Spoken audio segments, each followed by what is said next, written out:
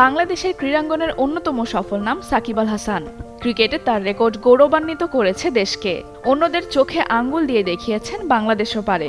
অপরদিকে হালের জনপ্রিয় নায়িকা পরীমনি কোনো না কোনো কারণে সবসময় থাকেন আলোচনায়। সিনেমায় খুব একটা সফল না হলেও বাস্তবে তার ভক্ত অনুরাগীদের সংখ্যা নেহায়েত কম নয়। এবার আসা যাক মূল আলোচনায়। সামাজিক যোগাযোগ মাধ্যমগুলোতে সেলিব্রিটিদের ক্ষেত্রেই বেশি ফলোয়ার বা অনুরাগী দেখা যায়। বাংলাদেশের ইতিহাসে এতদিন ভক্ত অনুরাগীদের সংখ্যার হিসেবে ফেসবুকের শীর্ষস্থান ধরে রেখেছিলেন সাকিব আল হাসান। এবার তাকেই টপকে গেলেন অভিনেত্রী পরীমনি।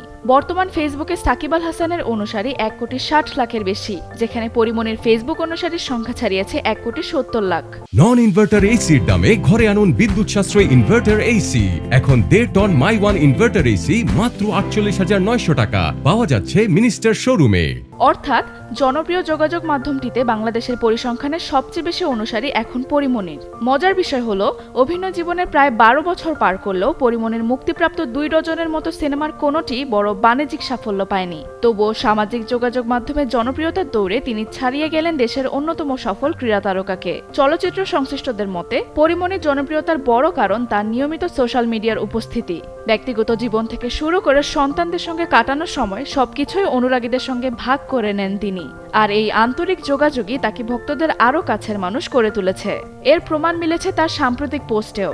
কন্যা সন্তানকে নিয়ে শেয়ার করা একটি ভিডিও মাত্র 22 ঘন্টায় প্রায় 15 লাখ ভিউ, 78,000-এর বেশি রিয়াকশন এবং প্রায় 2,000 মন্তব্য পেয়েছে।